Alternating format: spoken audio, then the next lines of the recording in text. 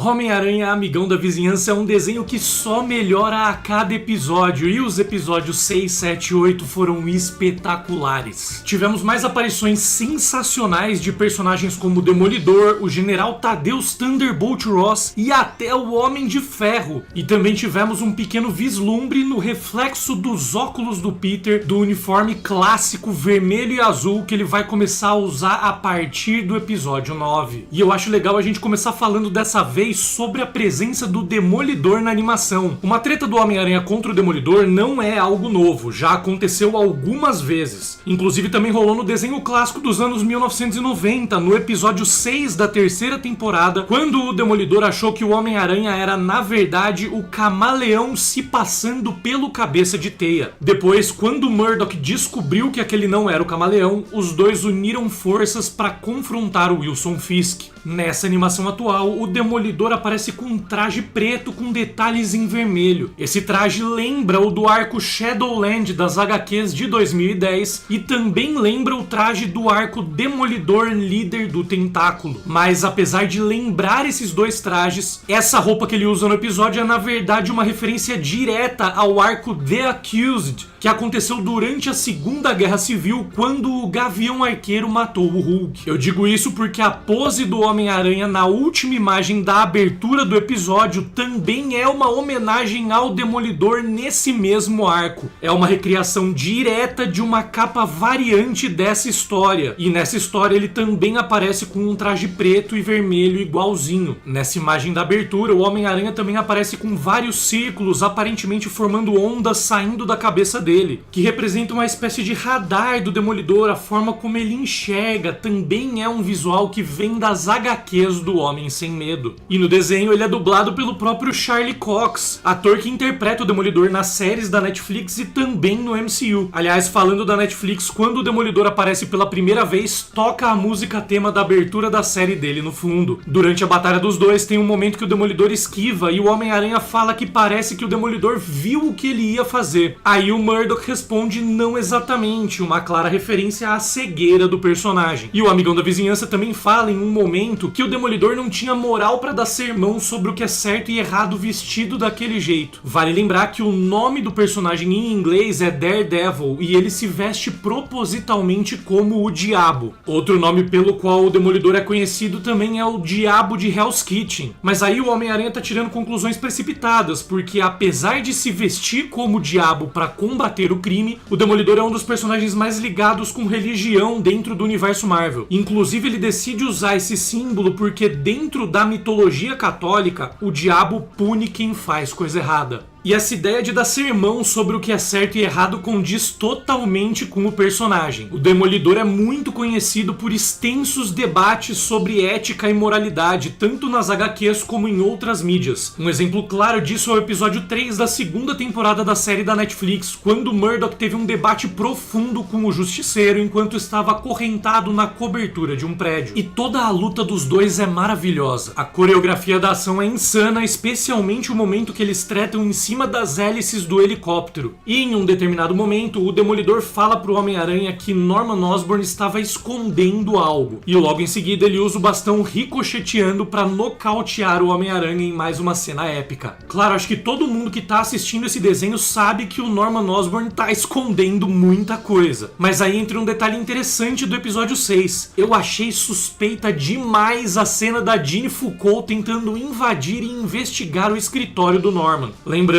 como eu comentei nos vídeos anteriores, ela fez parte da Academia dos Vingadores nas HQs e é uma vigilante conhecida como Finesse. Ela claramente ia investigar algo ali exatamente no mesmo dia e lugar que o Demolidor. É um pouco coincidência demais, não é? O Norman achou que o Demolidor foi mandado pelo Dr. Octopus para investigar, mas será que não foi ela quem o Otto mandou? Será que ela poderia estar trabalhando pro próprio Otto Octavius infiltrada na Oscorp? Oscorp? Ou será que ela é algum tipo de aliada secreta do próprio Demolidor, que foi até o escritório para atrair atenção e permitir que Murdock entrasse na Oscorp sem ser percebido? E enquanto o Demolidor estava invadindo a Oscorp, o Norman Osborn estava em um evento beneficente. Esse evento que o Norman frequenta acontece em um lugar que tem exatamente o mesmo design do restaurante Eden, no qual ele jantou com o Peter no episódio 3. É o mesmo design tanto por dentro quanto por fora, incluindo as janelas e o bar. Mas nesse restaurante do episódio 6 não tem a placa com o nome do restaurante do lado de fora. É a única coisa diferente. Nesse evento, o Norman Osborn é um dos maiores doadores, claro. E a outra personagem mencionada como uma das que mais doou é Eleanor Bishop, a mãe da Kate que apareceu em Gavião Arqueiro e trabalhava pro Rei do Crime, junto com a Tracksuit Mafia. Lembrando que a própria Tracksuit Mafia foi mencionada no episódio 4. Como eu comentei no vídeo sobre os 2 primeiros episódios, a estratégia de contratar o Butano para destruir um prédio e comprar barato depois é idêntica ao que o Wilson Fisk fazia na série do Demolidor. Somando isso com as menções diretas a personagens envolvidos com o Rei do Crime e a aparição do Demolidor, eu cada vez mais acredito que o próprio Fisk foi quem contratou o Butano no episódio 2 e ele deve aparecer no último episódio para se tornar o grande vilão da segunda temporada, igual aconteceu com o Apocalipse em X-Men 97. E outro personagem muito interessante que também estava presente na festa é o General Ross. Thunderbolt Ross já apareceu no MCU, claro, várias vezes e agora é interpretado por Harrison Ford. O personagem também apareceu em X-Men 97. O Norman se mostra um aliado do General Ross e oferece ajuda para encontrar Steve Rogers. Primeiro é legal lembrar que o Capitão América vira um fugitivo depois da Guerra Civil. Além disso, essa oferta é muito suspeita, considerando a foto gigantesca emoldurada que o Osborn tem com o próprio Capitão América no escritório dele. Mais uma vez eu vou dizer aqui que eu não consigo imaginar um universo no qual o Capitão América e Norman Osborn se dão bem, então aquela foto já era extremamente estranha. Agora, se ele realmente tem essa admiração pelo Cap, é mais estranho ainda o Norman oferecer ajuda para caçar ele. Mas essa ideia do Norman oferecer ajuda para prender os Vingadores que estão fugindo e violando os acordos de Sokovia vem das HQs. Isso é uma referência ao Reinado Sombrio, uma fase dos quadrinhos da Marvel quando o Norman assumiu o posto de líder dos Vingadores e da SHIELD e passou a perseguir e caçar os heróis que não assinaram o ato de registro de heróis da Guerra Civil. Talvez role algo parecido na animação, principalmente considerando que o Osborn já está se envolvendo com o exército e o governo aparentemente. O cenário do golpe está montado. Além disso, para estreitar essa parceria, o Norman também ofereceu registrar o Homem-Aranha no acordo de Sokovia, mas o arquivo que ele mostra para o General Ross revela a identidade do Homem-Aranha não como Peter Parker, mas como Jonathan Gallo, o segurança dele. O Norman já tá fazendo mais coisa errada, colocando o próprio segurança na mira da justiça e mentindo pro General Ross. Lembrando, como eu expliquei nos outros vídeos, o John Gallo é o Ricochete nas HQs, um personagem do grupo chamado Slingers, que são vigilantes que vestem antigos trajes do Homem-Aranha para combater o crime. E o traje do Ricochete é o único dos Slingers que não apareceu na animação. Isso me leva a crer que talvez o próprio segurança do Norman descubra essa parada e roube os trajes usados pelo Homem-Aranha nos episódios anteriores para montar a equipe dos Slingers e confrontar o Norman Osborn. Ou isso, ou o próprio Norman pode acabar juntando a equipe e manipulando o segurança. Aí ele juntaria outros 3 personagens e daria os trajes que deram errado nos testes para montar uma equipe de vigilantes trabalhando para ele. De toda forma, o ponto é que o Norman mentiu pro General Ross e deu relaxo com o próprio segurança. Isso lembra uma fala do Howard Stark para Peggy Carter no episódio 4 da primeira temporada de Agente Carter, quando ele disse que ninguém vira bilionário sem mentir e fazer muita coisa errada no caminho. E a própria Nico Minoru também já tinha alertado o Peter sobre isso no episódio 2 da animação. E claro, depois de tudo isso, o Norman Osborn descobre o esconderijo do Dr. Octopus e fornece o endereço pro General Ross prender o rival dele. Mais uma estratégia do Norman para ganhar a confiança de Thunderbolt Ross. Ele é malandro, ganhou apoio militar e eliminou a concorrência tudo ao mesmo tempo. E aí o General Ross aparece junto com o Homem de Ferro para capturar o Otto Octavius. Claro, assim que o Homem de Ferro aparece, toca a música tema dos Vingadores. Aliás, também é legal reparar que o caminhão ao fundo nessa cena tem o logo da DODC, o Departamento de Controle de Danos, a mesma empresa que atravessou o Adrian Toomes na limpeza da Batalha de Nova York e colocou ele na jornada para se tornar o Abutre no MCU. Assim como o Peter Parker e o Doutor Estranho, o Homem de Ferro também tem um visual mais na linha das primeiras aparições do personagem, um visual mais vintage, na verdade mais na linha dos anos 80. E vale lembrar que ele está trabalhando pro General Ross porque ele assinou o Acordo de Sokovia. O Capitão América, por exemplo, não assinou e está sendo perseguido pelos dois nesse momento da cronologia. Lembrando mais uma vez que essa animação se passa no ano de 2016. Nessa cena, quando Tony Stark chega lá, o Dr. Octopus fala que alguém chamou a cavalaria. Eu não consigo ouvir essa frase sem pensar em Melinda May, agente da SHIELD, que pra quem não sabe era conhecida como a Cavalaria na série. Outro detalhe é que a secretária do General Ross na série é chamada de Senhorita Porter. Existe um personagem com esse sobrenome nos quadrinhos da Marvel. O nome dele é Harris Porter. Você não ouviu errado, parece Harry Potter, mas é Harris Porter. Ele é um vilão das HQs conhecido como Dragon Claw, que trabalhou pra Gata Negra e apareceu pela primeira vez nas HQs da Teia de Seda em 2015. Um personagem ligado com as histórias da Cindy Moon e do Homem-Aranha. E falando nessa rivalidade entre Norman Osborn e Otto Octavius, nesses episódios a gente descobre que o Otto chegou até a trabalhar na Oscorp no passado, e dá pra ver que o Norman é extremamente manipulador. De acordo com a história que o Norman conta pro Peter, dá até pra imaginar o que aconteceu. Por ser dono da empresa, o Norman queria compartilhar os créditos pelos projetos desenvolvidos pelo Otto. Ou seja, o Norman queria se aproveitar do fato de ser dono da empresa para ganhar créditos por algo que o Octavius fez. E esse foi o ponto que causou a treta entre os dois. O Osborn também manipula o Peter e diz que foi o Dr. Octopus quem mandou o Demolidor investigar a Oscorp, tentando colocar o Homem-Aranha contra o Demolidor. O Peter até fica desconfiado dessa fala e comenta que o Demolidor era diferente dos outros, mas o Norman, como eu disse, é muito bom de manipulação. Dá pra ver que o Peter vai sentindo que tem algo errado ao longo desses episódios, mas ele ainda acredita de certa forma nas coisas que o Norman fala. E depois dessa conversa entre os dois, o Norman Osborn pesquisa por conserto de janelas logo depois que o Peter sai de lá, já que o Demolidor tinha feito um buraco na janela para invadir o espaço. Aí os dois decidem investigar até encontrarem o Dr. Octopus. Enquanto investigam, o Norman fala que duvidava que o Otto tivesse conseguido concentrar o poder do Sol. Isso é uma referência ao segundo filme do Tobey Maguire, quando o objetivo do Dr. Octopus era exatamente ter o poder do Sol na palma das mãos dele. Nessa cena, o Peter também menciona trítio, que é exatamente o elemento que o Dr. Octopus estava estudando naquele filme do Tobey. O Homem-Aranha comenta que a energia gama naquela forma poderia causar queimaduras, envenenar pessoas e até se misturar com a pele humana. Com apenas uma fala, ele já explica o futuro do Escorpião, que teve queimaduras no episódio 7, e ainda prepara justificativas para Carmilla, que também tem poderes relacionados com veneno nas HQs, pro Lápide, que tem a pele virtualmente invulnerável, e até pro próprio Dr. Octopus, que pode acabar se fundindo com os tentáculos no futuro. Enquanto investigam, o Norman e o Peter usam uma mesa que faz projeções holográficas da cidade. Essa mesa que eles usam lembra demais as holotables de Agents of S.H.I.E.L.D., que faziam projeções idênticas. A mesa também remete muito ao visual dos mapas dos jogos do Homem-Aranha para PlayStation, até com um sinal no ponto onde as emissões de radiação gama estavam acontecendo, quase como os sinais demonstrando as missões do jogo. E nessa mesa, a Torre dos Vingadores aparece com o símbolo da equipe no topo, marcada. É legal comentar que isso também parece ser um easter egg. Isso porque durante o reinado sombrio das HQs, quando o Norman assumiu o controle dos Vingadores e da S.H.I.E.L.D., ele também tomou o controle total da Torre dos Vingadores e de toda a tecnologia do Homem de Ferro. Ele até chegou a usar uma armadura do Tony Stark para se tornar o Patriota de Ferro. E o Norman usa um tablet para fazer leitura dos raios gama. Na tela, os números que aparecem são 326 e 616. Obviamente, 616 é uma referência à Terra 66, realidade principal do multiverso, tanto nas HQs quanto no MCU. Também é legal reparar que o nome do assistente do Otto Octavius é Vincent Patilio. Patilio é um sobrenome conhecido dos quadrinhos da Marvel. Eugene Patilho é o nome do Leapfrog, personagem que apareceu no MCU na série da Mulher Hulk, inclusive em episódios que o Demolidor apareceu também. Otto Octavius menciona que estava comprando o metal mais raro da Terra e no computador dele dá pra ver que ele estava comprando Vibranium. E a imagem do Vibranium nesses cilindros lembra a maneira como o Vibranium é transportado no MCU. Pode ser que o Otto esteja comprando diretamente de Ulysses Klaue. Lembrando que na semana passada rolaram menções à Batalha de Joanesburgo, que foi a luta do Hulk contra a Hulkbuster em Vingadores Era de Ultron. Nessa batalha, os Vingadores e o Ultron tinham ido até a África justamente atrás do Vibranium roubado por Ulysses Klaue. Mas o Otto é interrompido por agentes da SWAT, enviados pelo General Ross a mando de Norman Osborn. Eles tentam prender Octavius por violar os acordos de Sokovia, por portar e vender armas de poderes Gama. Ele já usa os tentáculos nessa cena para se livrar dos agentes, só que os tentáculos ficam espalhados pelas instalações, não nas costas dele. Também é mais uma cena que prepara o futuro do personagem. E ele passa pelos agentes da SWAT basicamente dançando, tirando onda, e dá até uma deslizada com os braços abertos, igual ao Peter Parker na infame cena do Homem-Aranha 3, do Peter Emo desfilando na rua. E no desenho é o próprio Dr. Octopus quem transforma o McGargan em escorpião. Ele pegou um traje todo tecnológico com o Dr. Octopus e depois sofreu queimaduras. Ele acabou sendo vítima do que o Peter falou que aconteceria com aquela tecnologia. E nos últimos episódios, a gangue dele tomou uma postura ainda mais ofensiva e agressiva. Em um determinado momento, a Carmilla Black persegue o Lone na rua. Durante a perseguição, ele esbarra no mesmo cara que foi resgatado pelo Homem-Aranha no carro no episódio 4 e no ônibus no episódio 1. Esse cara tá em todos os lugares. Mas a perseguição, na verdade, era um plano traçado apenas para encontrarem o esconderijo da gangue da Rua 110. Carmilla Black nas HQs foi agente da SHIELD, então faria sentido ela ter esse talento para espionagem, esse recurso para achar o esconderijo dos rivais. Mas provavelmente o plano foi elaborado pelo próprio McGargan. O Big Don explicou pro Lone no episódio 4 que o McGargan é especialista em encontrar pessoas que não querem ser encontradas. Como eu expliquei no vídeo anterior, o McGargan, antes de se tornar o Escorpião, era um detetive particular, tanto nas HQs quanto no desenho clássico, por exemplo. E ele foi contratado por J. Jonah Jameson nos quadrinhos e no desenho dos anos 90 para descobrir a identidade secreta do Homem-Aranha. Depois de se tornar o Escorpião com a ajuda do Dr. Octopus, o McGargan ataca a gangue da Rua 110 sozinho e com uma brutalidade absurda. O Homem-Aranha chega bem na hora para salvar a vida do Lone e da Pearl. Durante a treta, o McGargan pergunta se o Homem-Aranha estava com medo de enfrentar um escorpião. Nas HQs e no desenho clássico, o McGargan se tornou o Escorpião justamente porque os escorpiões são predadores naturais das aranhas. Durante a treta, o Peter foi inteligente e usou uma distração para prender o escorpião usando as teias, mas foi uma vitória que durou pouco. Para se libertar das teias, o traje do McGargan acabou atingindo a pele dele, mas isso acontece justamente no momento em que o Homem-Aranha estava sem fluido de teia e o Norman não estava mais com o dispositivo de comunicação nos ouvidos. Problemão, azar puro. E a gente precisa falar sobre o fato de que acabou o fluido de teia pela primeira vez na animação. Isso é algo clássico das histórias do Homem-Aranha, tanto nas HQs quanto no MCU e no desenho clássico, mas que infelizmente a gente não viu nos filmes do Tobey, porque mudaram os poderes do personagem e naquela trilogia as teias saíam direto do corpo dele. Aí tiveram que adaptar e dar um bloqueio psicológico para essa versão do personagem para imitar o problema de acabar o fluido de teia. Durante a batalha também tem mais uma imagem clássica das histórias do Cabeça de Teia. Essa imagem do Homem-Aranha segurando as presas do escorpião perto do rosto, tentando evitar o golpe, é algo que já aconteceu diversas vezes nas HQs. E maluco, o escorpião perfurou o Homem-Aranha pelas costas e depois começou a espancar ele com brutalidade